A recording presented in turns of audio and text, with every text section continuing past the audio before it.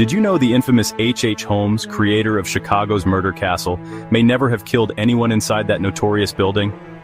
The truth behind the legend is far more complex and unsettling than most people realize.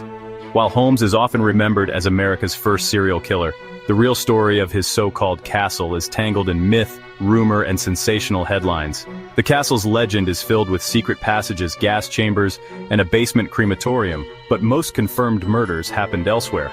Newspapers of the era fueled the hysteria, describing elaborate torture chambers and labyrinthine corridors, but much of this was exaggeration or pure invention.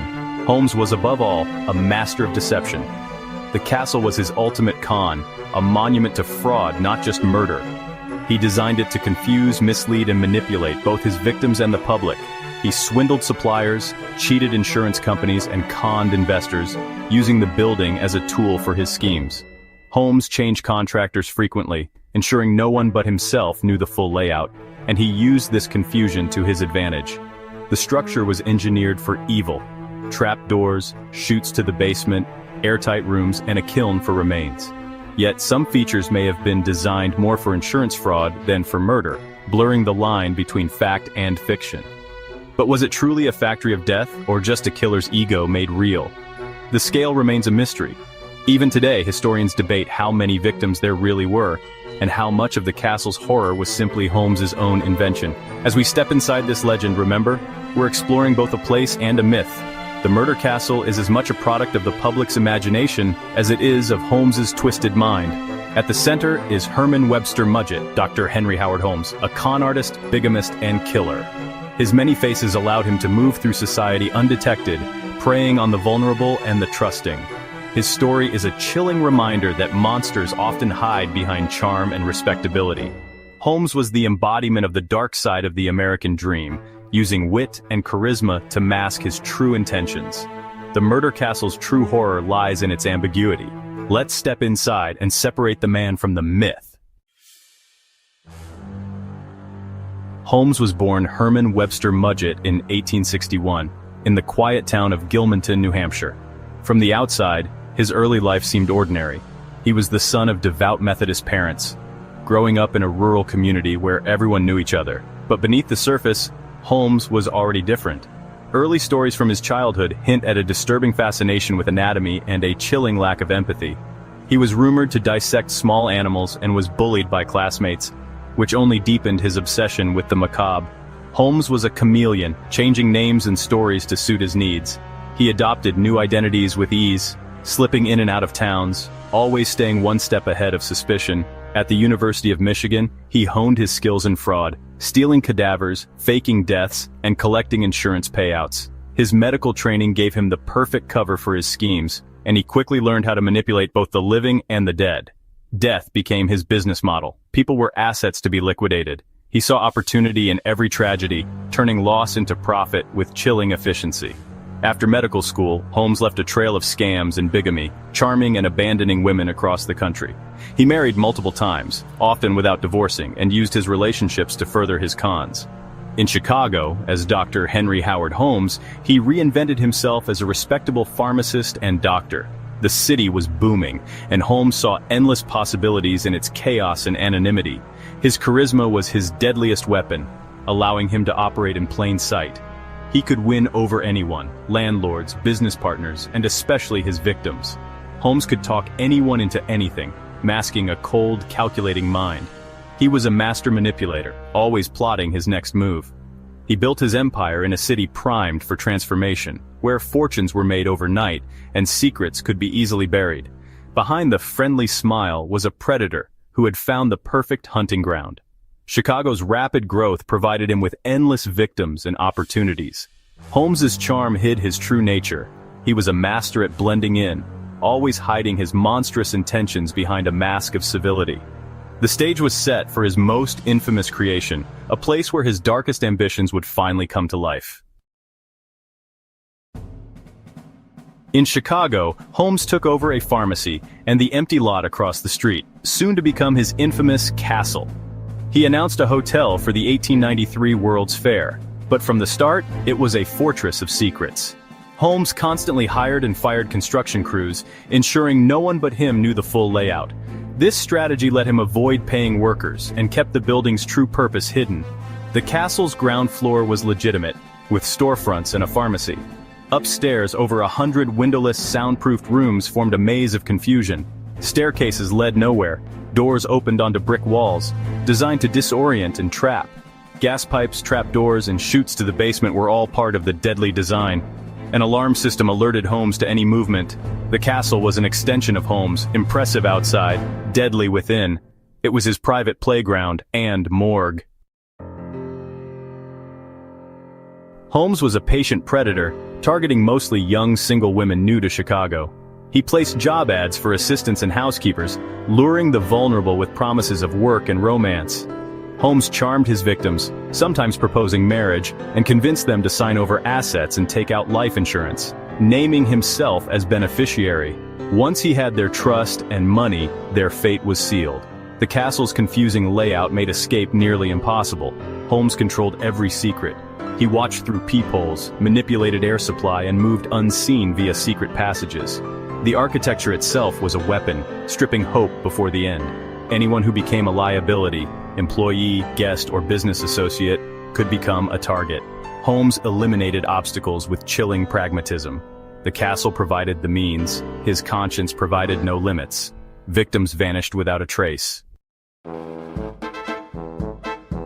The 1893 World's Fair brought millions to Chicago, a perfect cover for Holmes. The city was overwhelmed, people vanished easily in the chaos. Holmes marketed his building as the World's Fair Hotel, drawing a steady stream of unsuspecting guests. Young women especially were easy targets, alone in a strange city, reassured by Holmes's charm. The fair's crowds provided endless victims and masked any disappearances. While the world marveled at the White City, Holmes's dark mirror image operated nearby. The fair symbolized progress, the castle, depravity. The noise and movement of the exposition hid Holmes's crimes. The World's Fair became the backdrop for one of America's darkest crime sprees. Holmes thrived in the shadows of celebration. The castle's second floor was a labyrinth of terror, a maze of trap rooms and secret passages, some lined with asbestos and gas pipes, others transformed into soundproofed vaults. Each room was designed with a sinister purpose, blending the appearance of a normal hotel with hidden dangers lurking behind every door. Holmes could lock unsuspecting guests inside these rooms, their cries muffled by thick walls, and silently fill the air with deadly gas, killing them as they slept or struggled in vain. The guests never realized the danger until it was far too late. Ingenious trapdoors and greased chutes allowed Holmes to dispose of bodies quickly and efficiently, sending them straight to the basement below. This gruesome system kept the rooms ready for new victims, ensuring the castle's deadly cycle never stopped.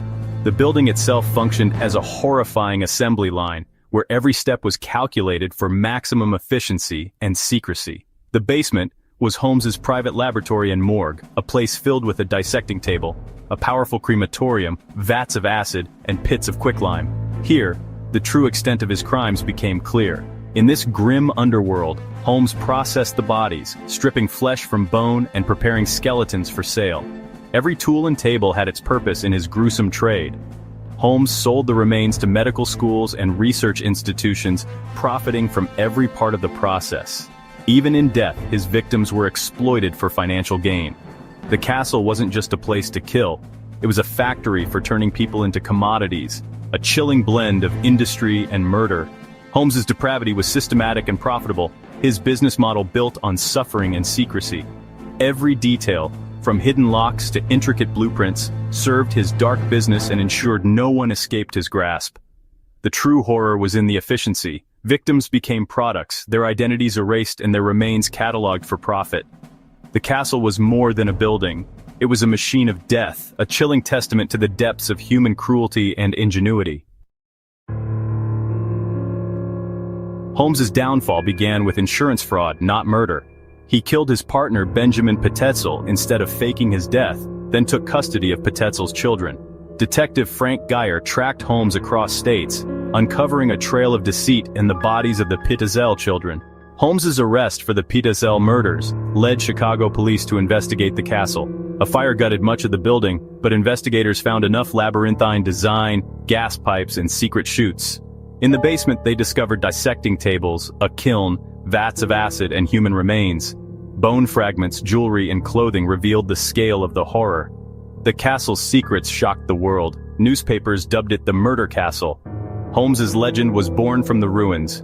The true extent of his crimes remains uncertain. The castle became a symbol of hidden evil. Its secrets were finally exposed. Holmes was captured in Boston in 1894, initially for horse theft. While awaiting trial for insurance fraud, the discovery of the Pitezel children's bodies sealed his fate. The press painted him as America's most wanted monster. Holmes acted as his own lawyer, but the evidence was overwhelming. He was found guilty and sentenced to death by hanging. On death row, Holmes sold his sensational confession to newspapers claiming 27 murders, though the real number is unknown. His stories were filled with contradictions and lies, feeding the myth. Holmes's final con was his own legend. He was executed in 1896, requesting burial in cement to prevent grave robbing. Even in death, he feared the fate he gave others. Holmes died slowly, his end as grim as his crimes. The monster was finally gone. A.H. Holmes is often called America's first serial killer, his story haunting the nation's imagination. The Murder Castle became a symbol of hidden horrors and the dangers of blind trust. Holmes's legend has inspired books, documentaries, and films, most notably The Devil in the White City. The tale's power lies in its contrast, the optimism of the World's Fair versus Holmes's darkness. Today, nothing remains of the castle. A post office stands on its site with no sign of its grim past. The story endures as a chilling reminder of evil hiding in plain sight. Holmes's true body count remains a mystery. The past is never truly dead. Its shadows linger. If you're fascinated by these dark histories, subscribe for more. There's always more to uncover in the shadows. The legend of H.H. Holmes lives on.